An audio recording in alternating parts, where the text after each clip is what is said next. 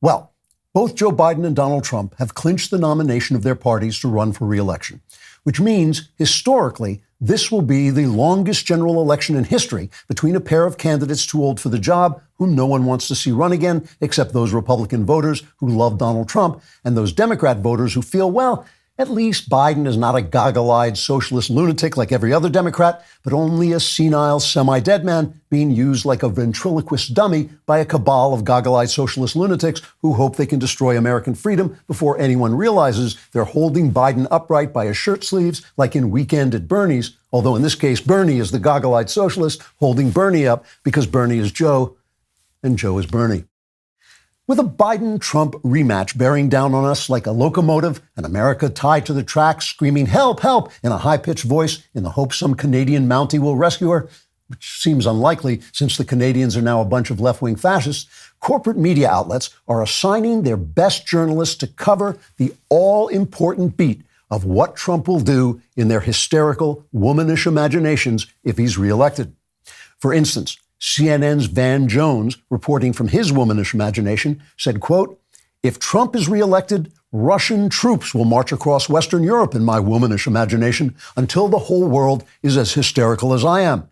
Trump will imprison his political opponents and destroy democracy, which is why we have to put Trump in prison and let people vote by simply driving by the polling place and shouting Joe Biden's name out the window, or what sounds to me like Joe Biden's name, even if it's Donald Trump's." This is Van Jones reporting from my womanish imagination, unquote. CNN chief executive Solitary McLonesome spoke about the new assignments in a speech to his childhood friend Pookie the teddy bear, saying, quote, "Listen, Pookie, we have got to go all out covering the Trump atrocities that will occur in our womanish imaginations or will be left behind in reality with a senile corruptocrat president ruining everything.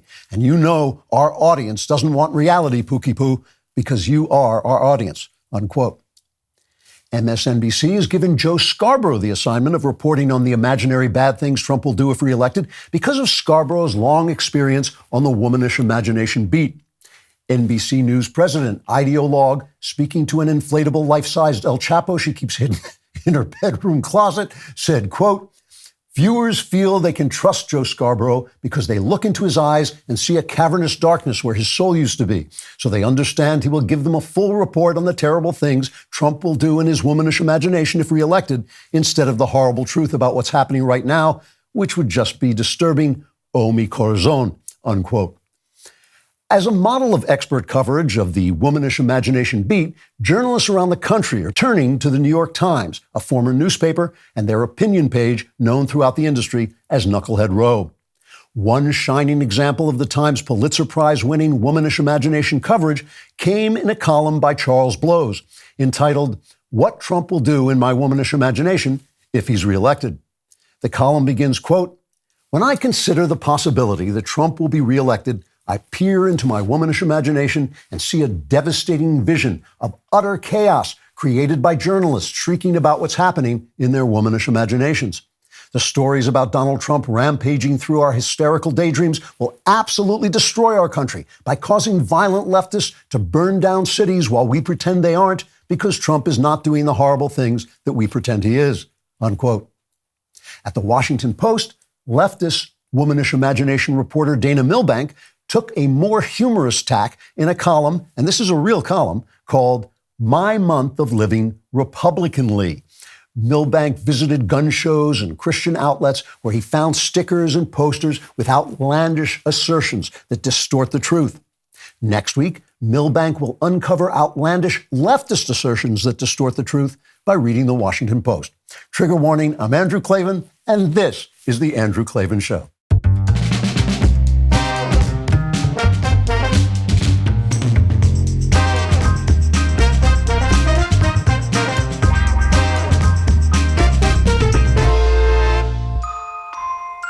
All right. We are back laughing our way through the fall of the Republic. You know, if you are not reading the New Jerusalem Substack that I'm doing with my son Spencer, you should be reading the New Jerusalem Substack that I'm doing with my son Spencer.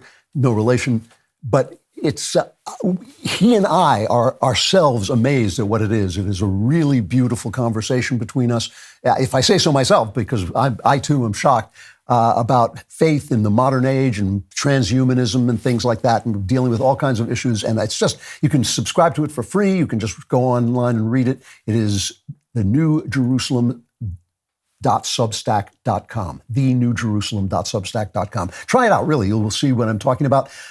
Also subscribe to the Andrew Klavan YouTube channel, where you will get exclusive content shipped to you directly, wrapped in pornography, so no one will know that you're looking at right-wing content.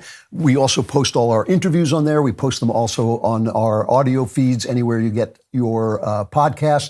Last week was Ann Coulter, terrific interview with Ann Coulter. This week, I have San Francisco Police Sergeant Adam Plantinga, who I've talked to a number of times for research, but he has now got a new novel out called The Ascent. I believe it's been optioned by Netflix, and it is really, really good. Also, if you leave a comment on YouTube, and the comment is absolutely morally reprehensible, we will read it on the show, because morally reprehensible is my middle name. That's why it takes me so long to say my name, Andrew Morally Reprehensible.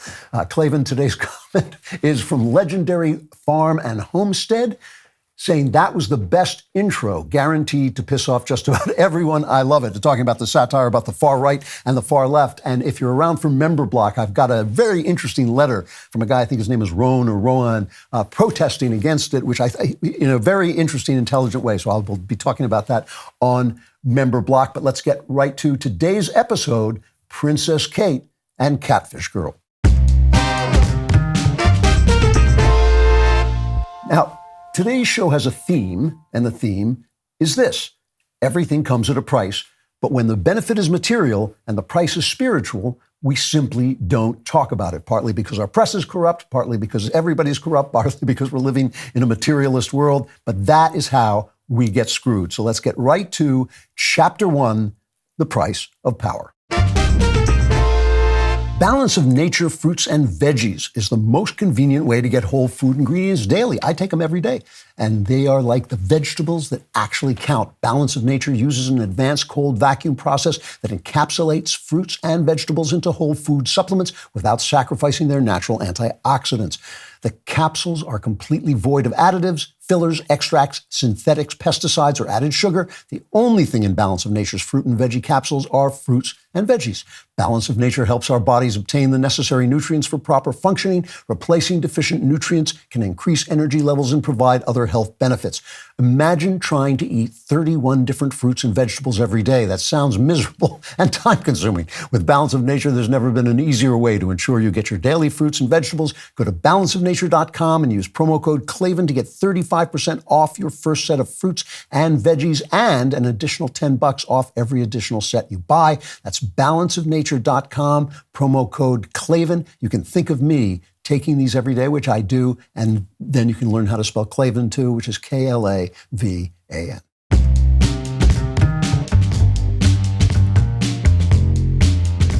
I had a funny experience on Megyn Kelly's show this week. You know, when you do a talk show, a lot of times they'll just send you a little note about what they want to talk about. And one thing she wanted to talk about was this cut of South Carolina Congresswoman Nancy Mace talking to ABC's George Snuffleupagus on ABC This Week. Cut 2. You've endorsed Donald Trump for president. Judges and 2 separate juries have found him liable for rape and for defaming the victim of that rape. How do you square your endorsement of Donald Trump with the testimony we just saw? Well, I will tell you, I was raped at the age of 16. And any rape victim will tell you, I've lived for 30 years with an incredible amount of shame over being raped. I didn't come forward because of that judgment and shame that I felt. And it's a shame that you will never feel, George. And I'm not going to sit here on your show and be asked a question meant to shame me about another potential rape victim. I'm not going to do that. Well, good for her, first of all. And I just want to say that I feel really bad. I used to call her Sexy Nancy because of a silly remark she made at a prayer breakfast about her fiance wanting to have sex with her. But she said, no, I have to go to a prayer breakfast. But I'm not going to call her that anymore because I didn't actually know that she had been assaulted. And it's not as funny, obviously. But anyway, so I went on Megyn Kelly, and I'm loaded for bear because I've written an entire articles about George Stephanopoulos, and I know everything about the guy, and this thing was particularly offensive. So I'm ready. I'm really ready to go. I mean, one of the things about him is his job in 1991 on the Clinton campaign was silencing women who had been abused, who said were allegedly abused and raped by Bill Clinton. That was his job. There's a whole movie about it called The War Room, in which there are scenes of him on the phone. They called them bimbo eruptions. These were women who had been abused by Bill Clinton. I mean, everybody said it was true.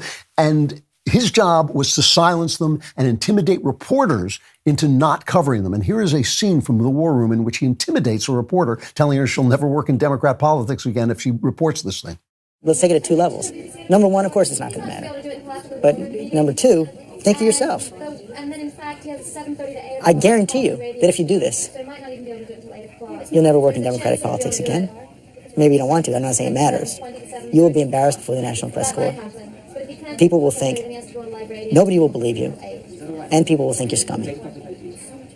The alternative is you don't do it. It causes you some temporary pain with people who tomorrow aren't going to matter. And you have a campaign that understands that in a difficult time, you did something right. And, that's important. So he silenced rape victims, alleged rape victims. He was trying to silence Nancy Mace by bringing up her rape. He was hired by ABC right out of the Clinton administration when he left after, I think, the first term.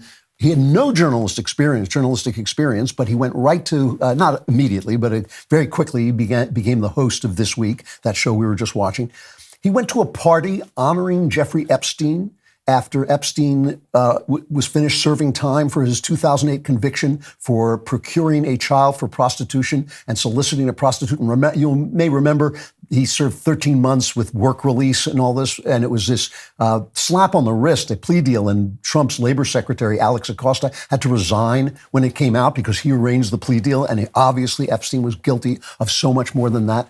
On top of which, you will remember in 2019, Project Veritas got this video of Amy Robach, an ABC anchorwoman, on a hot mic saying she had the Epstein story, and it got quashed at ABC. Cut 4. I've had the story for 3 years. I've had this interview with Virginia Roberts. We would not put it on the air. First of all, I was told, who's Jeffrey Epstein? No one knows who that is. This is a stupid story. Then the palace found out that we had her whole allegations about Prince Andrew and threatened us a million different ways. We were so afraid we wouldn't be able to interview Kate and Will that also quashed the story. She told me everything. She had pictures. She had everything. It was unbelievable what we had. Clinton, we had everything. And Hillary Clinton was running for president. And ABC said that George Stephanopoulos had nothing to do with the decision to spike the story. George Stephanopoulos was the chief anchor of ABC at the time. I could go on with this for 20 minutes. So I'm sitting waiting to go on with Megyn, and I've got this thing just laid out. This guy would dare to try and silence Nancy Mace by bringing up her rape because he doesn't like the fact that she endorsed Donald Trump, who has not been convicted of rape, no matter how Stephanopoulos spins that stupid Jean Carroll case. So I'm loaded for bear, and Megyn says, okay, I'm just going to do my opening, and then you can go. And of course, she just does the whole thing. She does the entire thing that I just said and more in a beautifully written opening. So I'm just sitting there going, I wasn't sure. I was so ready. However, there was one more point I wanted to make about this. George can do that. He can do that. And you can't expect Congresswoman Mace to know all this stuff or think about it off the top of her head. But he knew that nobody was going to bring it up because that is the power of owning the press. That was what he did depended on his power. It depended on him being surrounded by people who were going to back him up, not on ABC, on every network, on every show, on PBS, on everywhere. They were going to make Nancy Mace look like the culprit. Here is an example. Joe Scarborough, man who used to be Joe Scarborough when he still had a soul. This is cut 5. She knows. She is defending. She is endorsing. She is all behind a man who a judge said raped another woman and then defamed her. Talk about shaming a woman if she's so concerned about rape victims being shamed. What about what Donald Trump does to his rape victim? Judge said she's a rape victim day in and day out.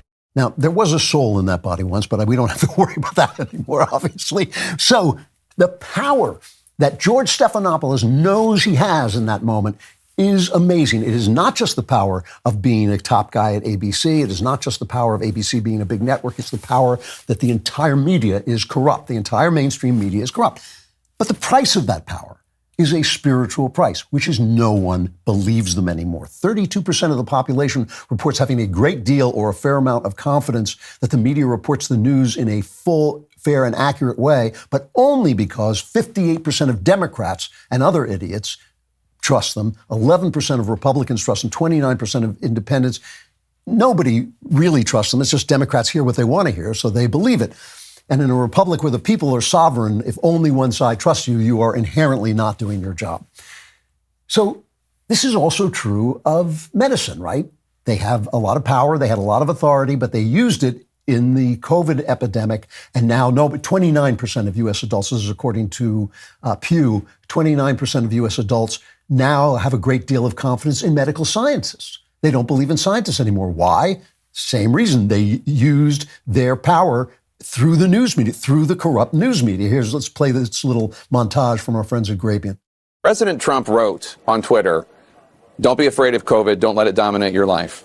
Don't let it dominate your life? In terms of responding to a comment like that, it's gross. It's okay to be afraid of COVID, and it's okay that it's dominating your life. Everyone should be afraid of COVID. You shall know the truth, and the truth shall set you free. I can't come in, Mom. It's because of this flu thing. We won't be free of this pandemic until we listen to the acknowledged truth. Listen to the scientists. Science is truth. You know, science is truth. What is the impact to public health when people are openly questioning the science?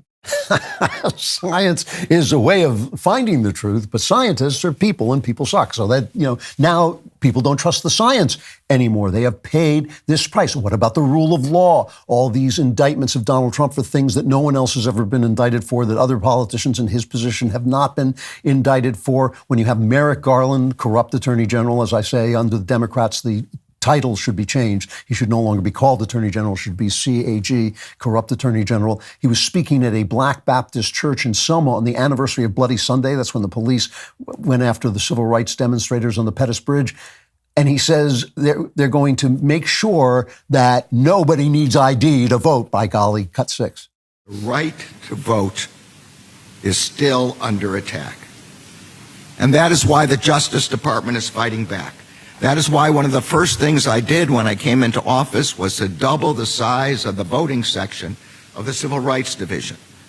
That is why we are challenging efforts by states and jurisdictions to implement discriminatory, burdensome, and unnecessary restrictions on access to the ballot, including those related to mail-in voting, the use of drop boxes, and voter ID requirements.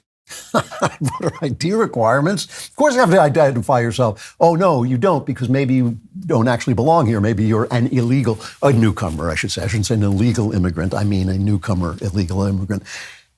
What happens when people stop trusting in the rule of law? What is the price of that going to be? What do they think it's going to be? What do they think that's going to look like? But they don't think, because they're materialists and they don't believe in spiritual prices. But this is a spiritual price that they are going to pay for the power that they have mishandled. You can sit around, these guys who are screaming, Donald Trump will do this, will do that. But Donald Trump didn't do any of those things, and he's not going to start now. They're doing them. They are in the process of doing them. He talked about mail-in voting. The New York Times in 2012 said votes cast by mail are less likely to be counted, more likely to be compromised, and more likely to be contested than those cast in a voting booth, statistics show. But once Donald Trump complained about mail-in voting because he knew that they were trying to steal the election, suddenly the New York Times ran long, long stories on just how secure it is, never quoting the statistics. They stopped doing that. They stopped looking at the statistics and just started telling us why we should trust them. They can win these fights today. They can humiliate Nancy Mace, on TV, and they can get her on her back foot.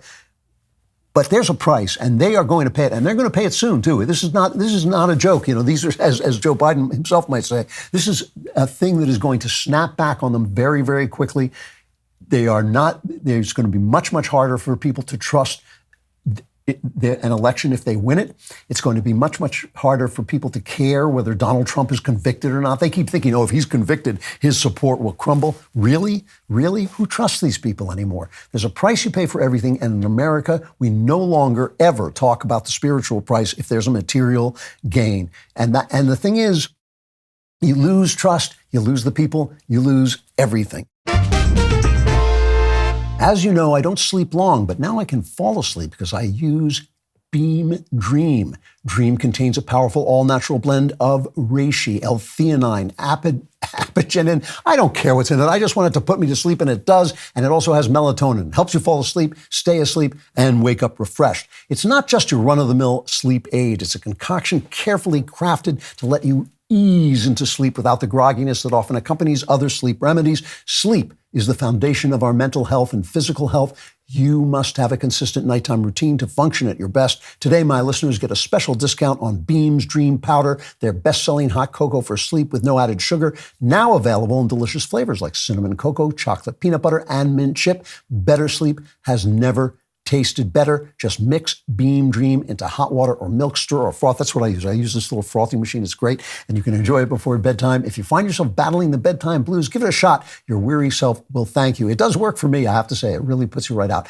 If you want to try Beam's best-selling Dream Powder, take advantage of 40% off for a limited time when you go to shopbeam.com/Klavan and use code Klavan at checkout. That's shopbeam.com/Klavan with my promo code Klavan for up to 40% off your order. And you're probably saying to yourself, Beam, I can spell Beam, it's B-E-A-M, but how, oh how, please tell me how do you spell Klavan? Here's how. K-L-A-V-A-N, there are no E's in Klavan.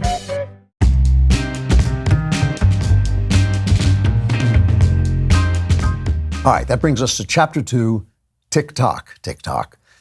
Now, when you talk about the spiritual prices you pay, obviously the internet and social media are a place where we're getting enormous benefits. I think the first podcast I ever did on the DailyWire, may have been the very first one, I was talking about a panel I did with Naomi Schaefer-Riley, who is just an absolutely lovely person. And she was saying, the internet she has children, is so hard on my children. They say this terrible things and these awful sex stuff is coming over. And I said, man, I remember what it was like to do research. And I do remember what it was like to do research before the internet. And where you'd sit in a library and you'd fill out things with a stub of a pencil and an old man would come in and carry it off. And I finally said, if we have a few children have to be sold into sex slavery, it's a small price to pay. I was joking. I thought that the joke was, there's a price to pay for everything. And this is a new thing and it's bringing wonders, but it's also a problem.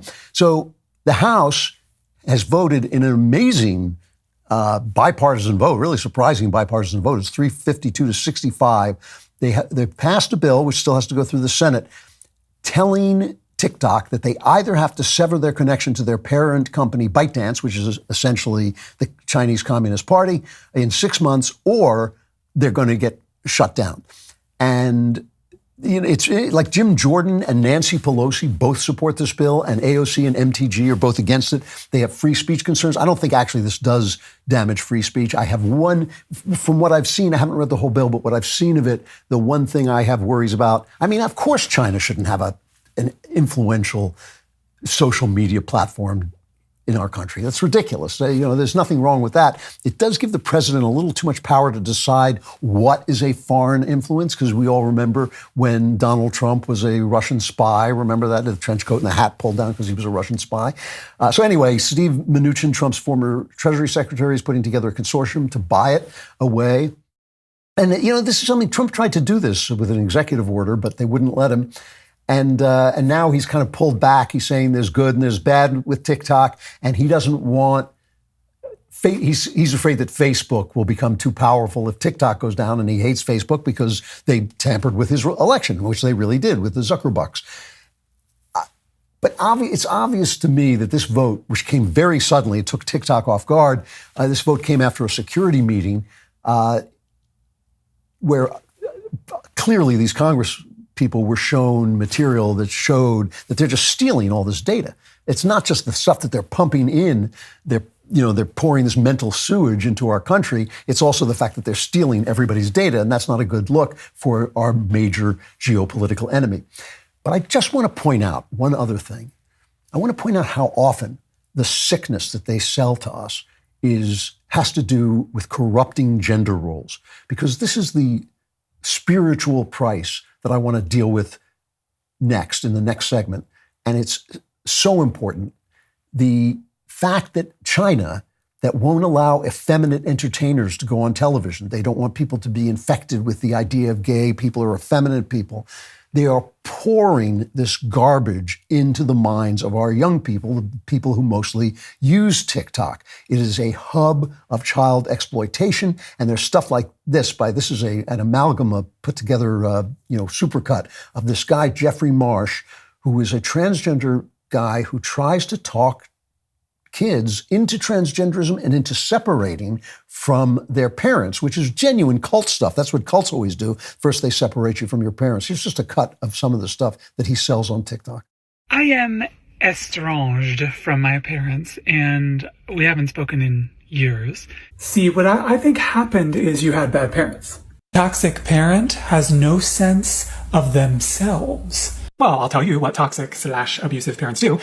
I coach a lot of people one-on-one who want to go no contact with their parents and cannot bring themselves to admit it. And so if you go no contact, if you decide to walk out of that relationship, here are 3 ways to go no contact. So this is what it's not just what he is selling, and I think you should be arrested for that, but this is what the Chinese want to come be piped in. And there have been studies, the Wall Street Journal has done studies that found that TikTok steers viewers to dangerous content, especially teenagers. But the news media is no better. This is something else, with this transgender stuff. I'm sure you've heard of this Next Benedict story. There's a 16-year-old girl in Oklahoma who said she was non-binary, a word that means nothing. She's non-binary. She got in a fight in the girls' bathroom. It's not clear who started the fight. It was other girls. She is a girl. She identifies as non-binary, but she was born a girl. She got in a fight in the girls' bathroom with some other girls, and a day later she died, and the news media immediately seized on this to sell their transgender ideology. The New York Times ran a story headlined, "Anti-Trans Policies Draw Scrutiny After 16-Year-Old's Death in Oklahoma." You're like, scrutiny from whom? The New York Times, of course. MSNBC covered it this way. It's cut 17. Their death is coming as Oklahoma lawmakers have introduced 54 bills targeting members of the LGBTQ community, the state with the highest number of anti-LGBTQ bills in the nation. And that's according to the ACLU. With us now to talk more about this is Kelly Robinson, president of the Human Rights Campaign. Kelly, thanks for joining us on this. Appreciate it. What do you want to see happen here? There has to be full accountability. It does not take an expert to connect the dots on what happened in this tragic case. We saw a state that leads the pack in anti-LGBTQ plus laws, a state that has pushed forward anti-trans bathroom bills, gender-affirming care bans. They're trying to get book bans across the finish line. Book bans. So there has to be accountability. Well, it turned out this poor girl killed herself. It had nothing to do with this fight. She overdosed.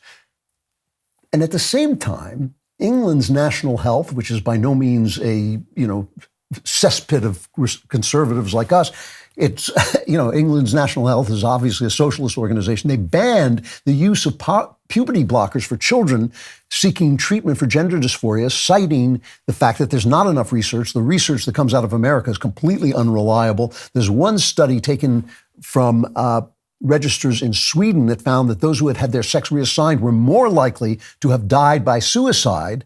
So if we're going to hold people accountable, maybe the people we should hold accountable for Nex's death are the transgender people. Maybe this ideology is very, very sick. Now, I don't want to pick on people who have gender dysphoria. We have other people at the DailyWire who will do that for you. But I do want to talk about the price of feminism, because feminism has brought certain values to some women. I think it has elevated some women. It has freed some women in their choices. I think it has done some good things in terms of allowing women not to be passed from father to husband like a piece of property. But it has also had tremendously bad ones, and the bad things are all spiritual. They're the death of marriage and the fatter children. Women are more unhappy than they've ever been. But the most important thing is confusion about what femininity is. You know, Matt Walsh made that great film, What is a Woman? And it ends with Mrs. Walsh, Alyssa, saying, you know, a woman is a adult human female. But that doesn't really say it, does it? I mean, I could come up with a very specific scientific definition of what a woman is, but there's more to being a woman than that. When we talk about women, when we think about women, when we plunge deeper into our minds about what a woman is, we think about a lot more than that. And it may be one of the most important things. There used to be a movie called Mars Needs Women. Earth needs women too, and it needs its women to be feminine. It needs femininity, and only women have femininity. Only women can be feminine. So let's take a look at Chapter 3, Kate and Hannah. No one likes to talk about life insurance, but it's incredibly important, and you need to include it in your financial planning this year. Start shopping now with Policy Genius. Find the right policy to protect your family today and give yourself the peace of mind that comes with knowing that if something were to happen to you, your family can cover all their expenses while getting back on their feet. Policy Genius's technology makes comparing life insurance quotes from America's top insurers easy in just a few clicks. I have tried it. It is very easy. You already have a life insurance policy through work, but that might not offer enough protection for your family's needs, and it may not follow you if you leave your job. You need a backup plan. With Policy Genius, you can find life insurance policies that start at just $292 per year for $1 million of coverage. Some options offer same-day approval and avoid unnecessary medical exams. Policy Genius has licensed agents who can help you find the best fit for your needs. When they make it this easy, there's no excuse not to do it. Policy Genius works for you, not the insurance companies. That means they are not incentivized to recommend one insurer over another, so you can trust their guidance. Save time, money, and provide your family with a financial safety net using Policy Genius. Head to policygenius.com/Klavan or click the link in the description to get your free life insurance quotes and see how much you could save. That's policygenius.com/Klavan. Cover your family, but also learn how to spell Klavan. There are no E's in Klavan. I just make it look this easy. There are no E's in Klavan.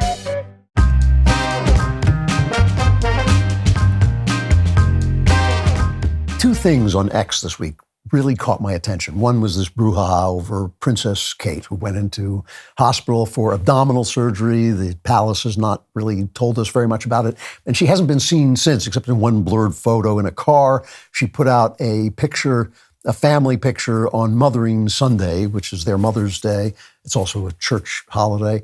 And the picture was obviously doctored, and so she had to apologize, or the palace apologized. They've gone nuts on X trying to figure out what happened. And most social media, she's obvious. I have to assume she's ill. She's obviously very ill, but nobody knows what it is. She's dead. She's had her face lifted. She's had a nervous breakdown. She's run away, whatever. All the speculation, just absolute spreading like wildfire. The other thing that caught my attention was Hannah Barron, who puts out videos where she catches gigantic catfish, and she dives into the water, catches catfish, and she's building a house, and she takes you out and shows you all the, all the things that she's put together. She's not doing it alone, obviously, but so a conservative woman with a fairly large following on X said her accent needs to be illegal, and women should be banned from doing manual labor like this. There is nothing feminine about American women. American women are literally men. So here is Hannah's response, cut nine, so you can hear her accent. But apparently I'm trending on Twitter right now because some girl said that my accent should be illegal. Women shouldn't do manual labor. What else did she say? American women are basically men, and she just said that I was not feminine. Ooh.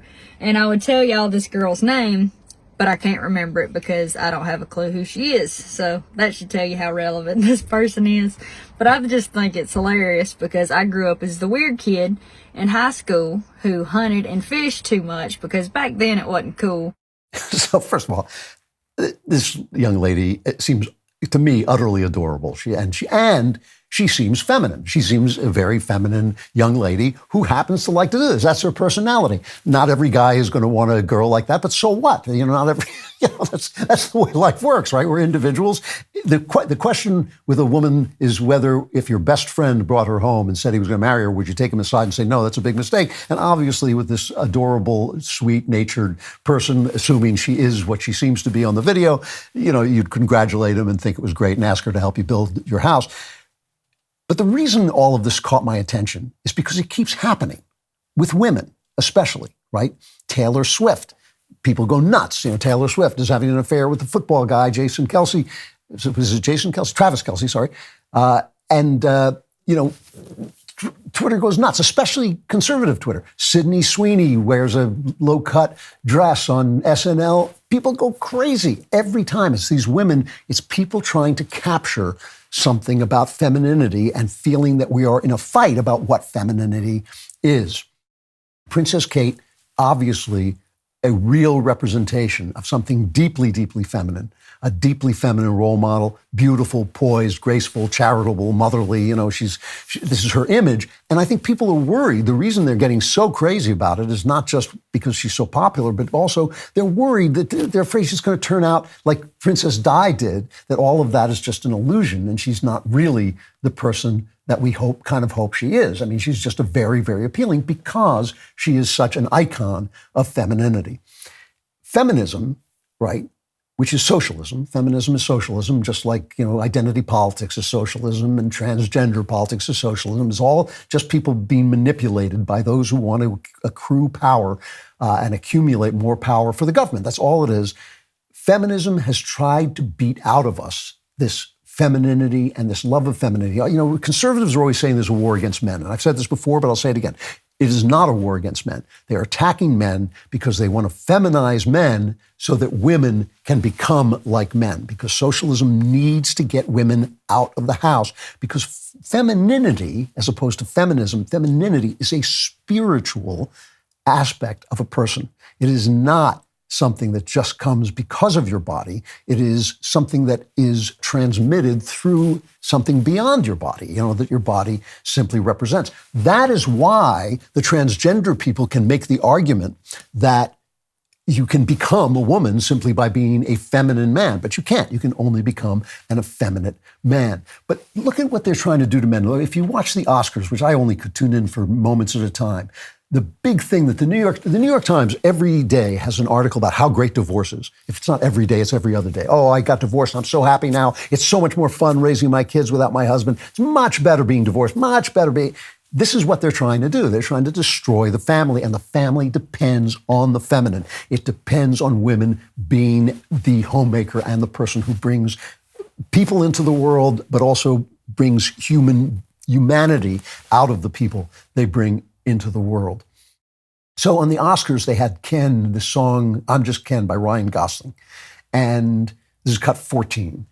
And just look at a little bit of a clip. You can hear him singing it if you're not watching it. Go ahead and play it and then I'll describe it. I'm just Ken, anywhere else I'd be Ted. Is it my destiny to live and die a life of blind fragility? Just Ken, where I see love, she sees a friend. What will it take for her to see the man behind the tan and fight for me? So he's dressed in pink. They're slapping each other. The guys, the dancers that he's with, have these kind of, I don't know what they're called, these kind of striped sashes, red sashes. Now, here is a famous number from an old Marilyn Monroe film called Diamonds Are a Girl's Best Friend. We'll just play a little bit of that. No, no, no, no, no, no, no, no, no, no.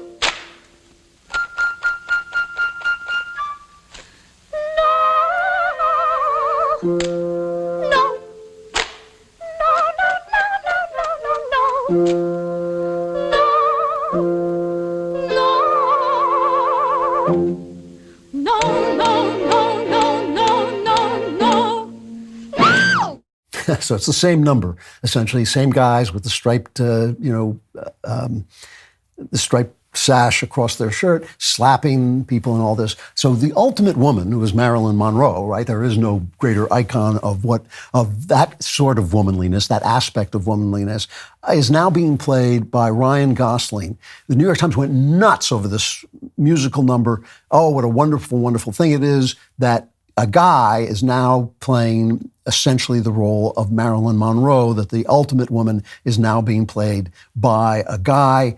Then there was this strong man, John Cena, who's a big muscle builder, was in a routine where Jimmy Kimmel, famous blackface actor, guy who does wonderful, wonderful imitations of black people. I just showed up Oprah. He did Oprah. He's done great blackface. You have to say about Kimmel, one thing he really does well is blackface. So that's why he's hosting the Oscars, because the one thing the left loves is blackface. They just think it's great, unless a right-wing person does it, and then it's a sin. But Jimmy Kimmel gets away with it. And so there was an old show in which David Niven, the great British actor, was giving an award, and a guy streaked him when streaking was a thing. So he ran by naked, and then Jimmy Kimmel says, well, what would happen if that happened today? And then John Cena is supposed to come out, but he doesn't. And here's a little bit of that. What's going on? You're supposed to run across the stage. I changed my mind. I don't want to do the streaker bit anymore. What do you mean you don't want to do the streaker bit anymore? We're doing it. I just don't feel right about it, man. It's an elegant event. You know, honestly, you should feel shame right now for suggesting such a tasteless idea. So the strong man, and he ultimately does come out that he covers himself with an envelope. The strong man has to be humiliated, ridiculed. The New York Times now runs a story. Why should a man's nudity be funny when a woman's isn't? Why should there be a difference between the way we look at a man's body and the way we look at a woman's body? And this is the whole idea, is to erase. There should not be any difference. Why? Because if there's difference, we're unequal. If we're unequal, it's not fair. Socialism is going to make everything fair. They're going to force everything into fairness. And as I've said before, the only place where things are fair is in the graveyard. There, everybody is equal when you're dead. All right. So male strength is mockable. Femininity can now be imitated by a guy. A guy can be Marilyn Monroe. But let me show you what's unfeminine. This is Dylan Mulvaney, who has released a song called Girlhood. And I think he meant it girlhood as opposed to womanhood, because throughout he behaves, as he always does, he behaves like a little girl. There's a certain kind of pedophilia involved in his particular form of homosexuality, because that's all he is. He's a gay guy in a dress. So let's watch a little bit of that. Monday can't get out of bed. Tuesday morning pick up meds. Wednesday retail therapy. Cash or credit, I say yes. Thursday had a walk of shame. Didn't even know his name. Weekends are for kissing friends. Friday night all overspent. Saturday we flirt with drinks. Playing wingmen to our twinks. Sunday the Twilight soundtrack. Use my breakdown in the bath. So just to give you that list, because in case you couldn't hear it, he's going through the days of the week. First day, he can't get out of bed. This is what he thinks girlhood is. This is his idea of girlhood. The next day, he is popping pills. The next day is retail therapy, which is buying things to make yourself feel better. Then he's doing a walk of shame, doesn't even know his name. He's spending too much money. He is flirting with people for drinks. And he then has a breakdown in the bath. So what it reminded me of is Sex and the City. If you've ever seen Sex and the City, the minute you realize that Sex and the City is being acted by women, but it actually is being written by gay men, the entire show makes sense. All the conversations about sex are not conversations between women. They're conversations between gay men. I remember one episode, and I've only seen the show like 3 times just to test it out because it was so popular. There was one episode where the girls were all sitting around talking about sodomy, and I thought, that's not, those aren't girls. And this is before I found out that the show was being written about gay men. It's not the way girls talk about sodomy.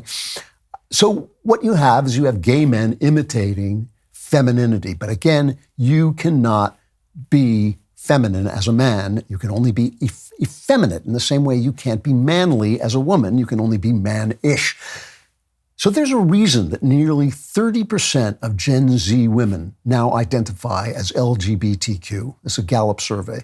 Women ages 18 to 26 were more than twice as likely to identify as millennial women were, according to this poll. Now, that is actually not a problem of growing homosexuality. that is a problem of having lost the meaning of who you are. I don't know, obviously nobody knows, whether the soul itself is gendered. I don't know. I sort of suspect that no, the soul is more complex than gender. God, after all, contains both genders because he made both men and women in his image. So we don't really know about that, but we do know that we only know ourselves as embodied persons. We only know ourselves until the end as embodied persons. And as embodied persons, we are gendered. Now, there are a lot of different things you can be as a man or a woman. As I said, this lady, Hannah, is a perfectly sweet, feminine woman, but she enjoys doing things that are usually associated with men. That's not the problem. The problem is when a man becomes a fluttery Dylan Mulvaney coward or a woman becomes a hyper-aggressive boss girl. That's when we start to think something's wrong. Something is wrong. And it's hard. These things are very hard to put into words. But the important thing is the human heart deeply, deeply desires femininity in the world. Femininity and masculinity are not random things. They are part of everything. They're part of the actual fabric of conscious life, and all of human life. All of life is shot through with consciousness because God has both genders within him. The quality of what femininity is hard to describe, but it's at the very core of what makes us human. It really is. Feminists feel it as a burden, but wise men receive it as a gift, and wise women take it as a gift and a responsibility. And they find it within themselves, and that's what makes them live happy lives. That's what means you can be a woman who exists outside of the male power structure and yet is beyond and also somehow above the male power structure. So it's a very hard thing to describe what femininity is. You can get into your philosophical trouble doing it. I don't care whether I get into political trouble, but you can get into a philosophical mess. So I'm going to try and describe it through the way that I understand things, which is art. If you're a few years, or like me, a few centuries out of school and wondering, what did I even learn and what was the point? You're not alone. It's not too late.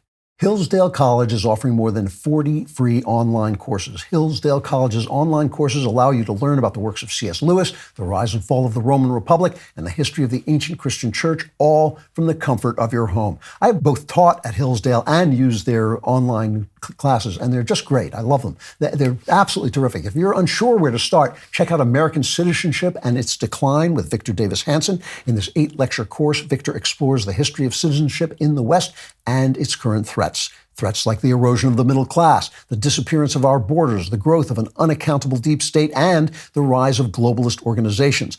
The course is self-paced, so you can start whenever and wherever you like. Start your free American Citizenship and Its Decline course with Victor Davis Hanson today. Go to hillsdale.edu/Klavan to enroll. There's no cost. It's easy to get started. That's hillsdale.edu/Klavan to enroll. hillsdale.edu/Klavan. You might want to start with their course on how do you spell Klavan. There are no easy things.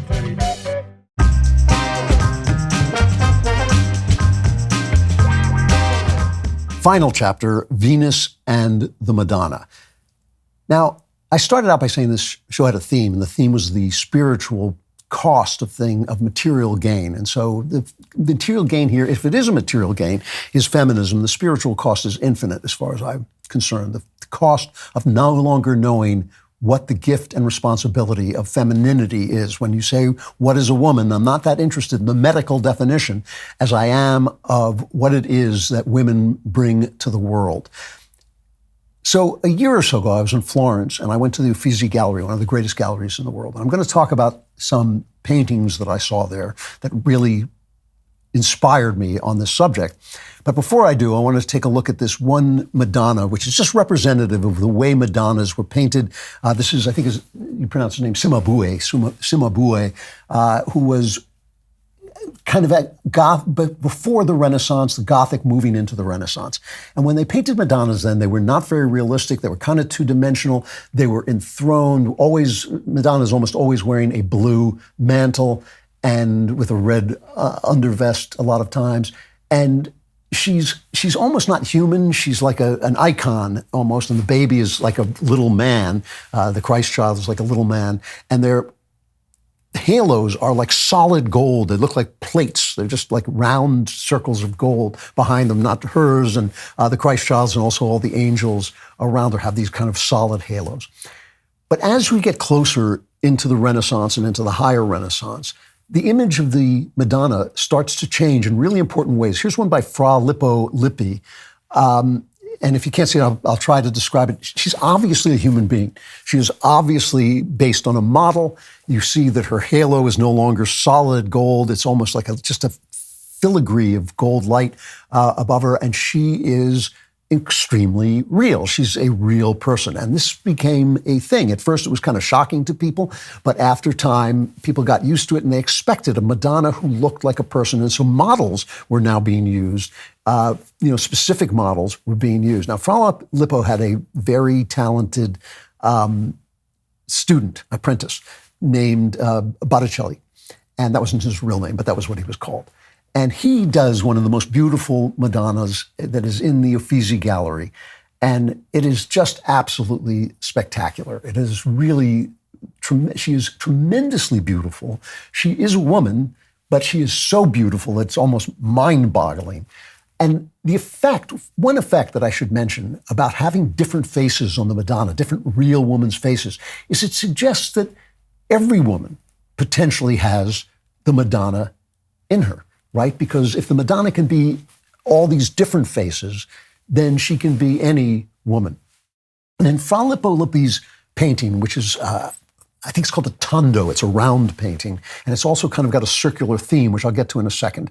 But this is called the Madonna of the Magnificat because she's writing in a book, and she's writing the Magnificat, which is her song from Luke, where she says, my soul doth magnify the Lord. That's what the Magnificat means. My soul doth magnify the Lord, and my spirit hath rejoiced in God my Savior, for he hath regarded the low estate of his handmaiden. For behold, from henceforth all generations shall call me blessed, for he that is mighty hath done to me great things, and holy is his name. So she is magnifying the Lord because the Lord has magnified her. And what you see is absolutely beautiful chain of events that's happening. There's a light above her head. Instead of a halo, there's a light above her head, which I think is the Holy Spirit. And the angels, who don't have any halos whatsoever, one of them has a little bit of light kind of coming out. They just look like young men. Has a little bit of light coming out of his head. They are placing a filigreed crown on her head. So the Spirit is crowning her with her role that she has accepted as the Madonna, as the mother of Christ. And she is holding the Christ child on her lap, and the child is much more of a real baby. And she has that blue mantle, and it's open on the red tunic. So it kind of looks like her body is open. It looks like, I'm not in the sense of nudity, but it looks like her womb is exposed and the baby is kind of coming out of the womb. And she is linked to him by holding a pomegranate. And a pomegranate was the symbol of fertility because it's a round thing that has all kinds of seeds inside. But it was also, so it was like a womb that holds all the generations in it. But it's also a symbol of the tears, the blood of the heart of Christ. So it's a symbol of death and a symbol of resurrection. So it's birth, death, and resurrection all symbolizing that. And it links her hand to the hand of the baby. And then she's writing the Magnificat in the book, saying that she has been magnified by the Lord, and that's what's happening above her. So it's kind of a circular thing about how in giving birth to this child, who is the incarnate God, she has received from God, she has given God back into the world, and that has reconnected her to the holiness. So it's this absolute idea that motherhood is more than itself, that motherhood exists in a field of meaning, that it links to meaning above itself. Botticelli also painted one of the most famous paintings of all time, which is the Venus, the Birth of Venus is called, but it's actually not the Birth of Venus. It's Venus coming to shore on a shell. And this was a very shocking painting because it was the first life-size female nude in the Christian era who was not Eve being expelled from the garden. So normally, a woman's nudity was associated with shame. Now she's covering herself in it's called the Venus Pudica. It's based on the gesture of the first Greek female nude, because the Greeks like boys, right? And Praxiteles did a famous Venus, Aphrodite, he would have called her, a famous Aphrodite, and this is modeled on that Aphrodite, and the Venus Pudica is covering herself with her hands, and you'll see this a lot in statues of Venus. She's obviously covering her private parts with her hair, and she's got her hand up around her breast so that you can still see them, and it's called Pudica. It comes from a word that means both genitalia, female genitalia, and shame. It means also shame, so she is covering herself as she comes in, but still, this was a nude woman. She is not quite realistic, but she's still attractive, still appealing. There's a woman waiting to cover her up. But Botticelli is a religious man, and he's not just doing it to paint a nude. He's doing it because there's a new philosophy empowering the Renaissance, and it's called Neoplatonism, because they've rediscovered the philosophy of Plato, who is looked upon almost as one of the apostles, because he almost was. He almost was a Christian. His philosophy links to Christianity so closely that he is frequently deemed a holy man. And Marcello Ficino was the name of one of the chief interpreters of Plato, and he talked about God as being the unity of love within the chaos, a unity of love within the chaos, who then starts to create. And out of his unity, he creates many. And those many people, many of them human beings, they have an urge both to imitate God in creation, which is what women do when they give birth, but they also are drawn by beauty back to God. Love emits beauty, and beauty draws us back to love, and God is love. And so this Venus is at once the god of erotic love, but she's also the god of platonic beauty. Her beauty has more meaning than just the fact that she's a desirable woman, which she also is. So in this philosophy, motherhood, sex, and beauty, and the desire for women were also the desire for the pure beauty that comes down from love. Goethe, the poet, would say later, he said, the eternal feminine leads us upward. The eternal feminine leads us upward. Now, as we lost our faith in God, two things happened to the visual arts. One, that it became abstract because we no longer trusted the human experience, because the human experience is guaranteed by God. The fact that God can become a human, that he can become Jesus Christ, means that there is something about humanity that is in touch with the ultimate reality, even if we don't know what it is. So as that faith faded, the people started just painting squiggles and shapes and things like that, because what did it matter? Where was the beauty? We can't trust what beauty is. It's just an opinion, and all of this nonsense that became the theory, so that the visual arts moved to photography and movies, and now video games and things like that. But the other thing that happened was art became hyper-real. It became photographic. And there's a famous painting that I can't really show on the air by Courbet. I've mentioned it before. He painted a picture, and I believe it's called The Origin of the World. And one of the postmodern psychoanalysts, Lacan, Jacques Lacan, owned it and had it up in his room. And it's just a photographic rendering of a vagina, of a woman lying. You can see part of her torso, but mostly it's just looking up between her legs, and that's all it is. So in other words, once you separate from the meaning of things, once you separate from the higher meaning, once you stop using beauty to move upward, once you're left simply with lust, once you stop looking upon creativity as part of the work of God, of giving birth as part of the work of God, you're left with just, a meaningless birth, a meaningless life. Now, you hear feminists all the time talking about the male gaze because they are materialists. Feminism is socialism. Socialism is materialism. And materialism means that life has no meaning. It's just stuff. And so everything is about power. The only thing that can be talked about is about power. And in fact, femininity is a thing that has power, but it doesn't have the kind of material power that people talk about. It is a spiritual power. And if you refuse to take spiritual ideas into account, you cannot understand why you should be feminine except to be seductive. Feminists are afraid of the male gaze, but the fact is, A, you can't escape the male gaze. The male gaze creates femininity. In other words, there is no femininity without masculinity. These are two things that are connected with each other. There is no masculinity without femininity. These things relate to one another and are like two sides, to use a cliched metaphor, they're like two sides of the same coin. Women have the power to direct the male gaze to something higher than themselves. And this is what femininity is.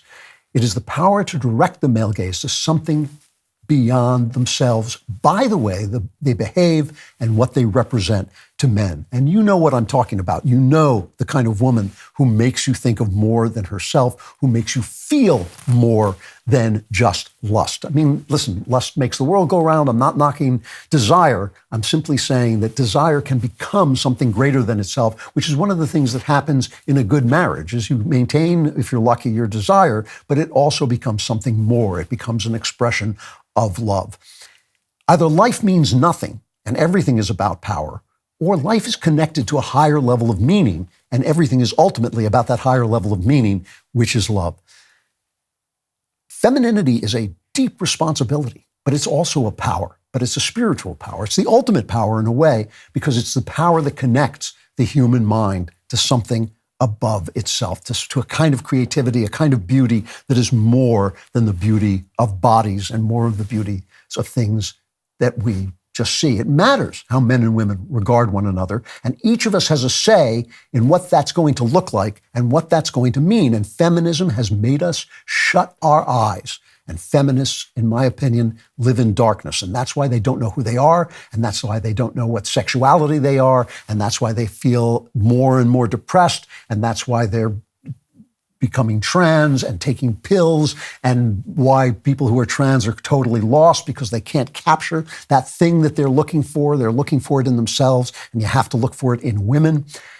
But we don't have to do those things. We don't have to close our eyes. We don't have to live in darkness. The choice is ours, and we shouldn't forget that. It is not a fight. It is a choice that we can make, and that will change everything. The iconic leftist Tears Tumbler is back. Everybody wants one, but I have one. And there's only one way to get it, by becoming a DailyWire Plus annual member. Not only does your annual membership give you unparalleled access to ad-free, uncensored shows from your favorite DailyWire hosts, on-demand hit movies, series, and groundbreaking documentaries, but now that membership also includes our Leftist Tears Tumbler. Soccer moms have their Stanleys, but you're raising the bar with the iconic Leftist Tears Tumbler. New DailyWire Plus Insider annual members get a free tumbler, or put your money where your values are and join us on the front line in the fight to reshape culture with an all-access membership and get 2 Leftist Tears tumblers for free. Join now and get your free Leftist Tears tumbler at DailyWirePlus.com. Klavan Klapbacks. Pull up the group chat where you at, drop a pin. We're doing hot girls. Get in. Yeah! Klavan Klapbacks.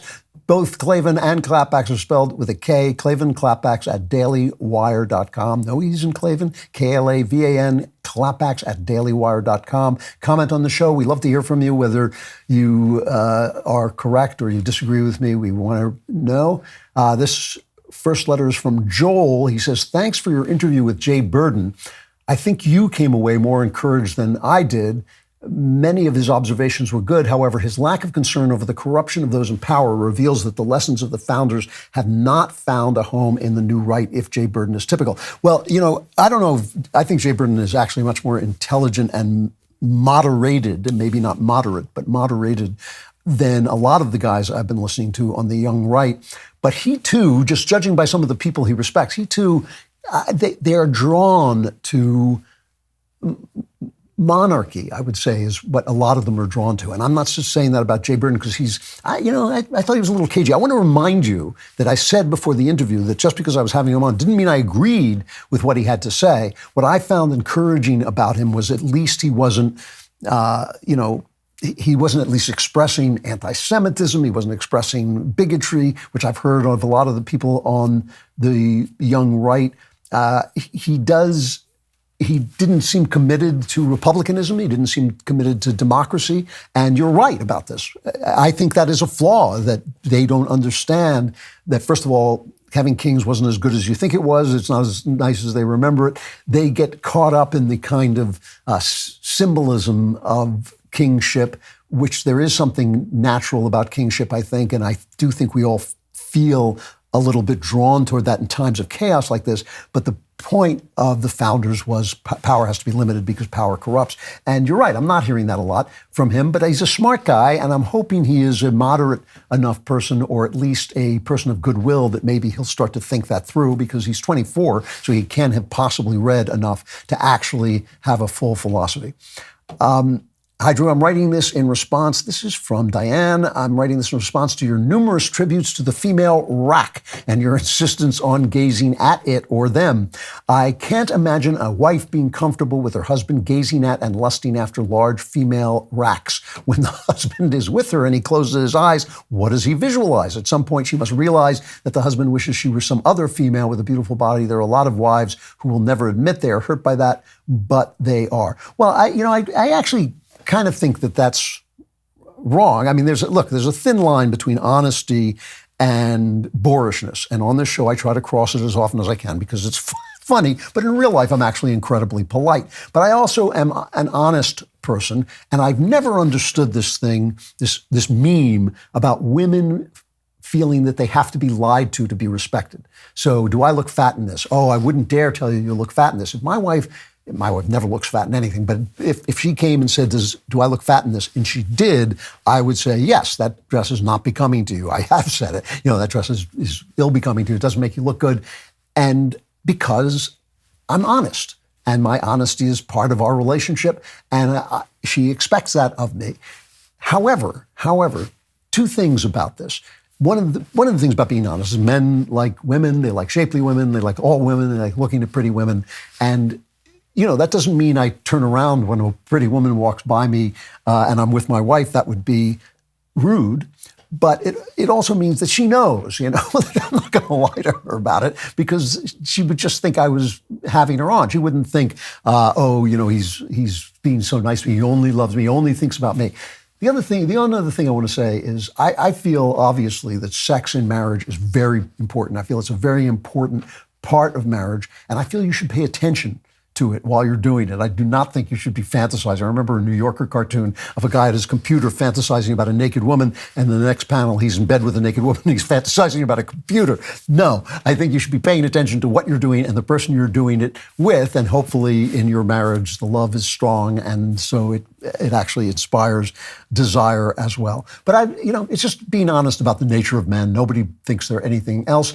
Become a member today. Go to dailywire.com/subscribe and use code Klavan at checkout for 2 months free on all annual plans, or else what will happen to you right now will happen to you, which is you are plunged into Klavanlessness while the rest of us traipse off happily to member block.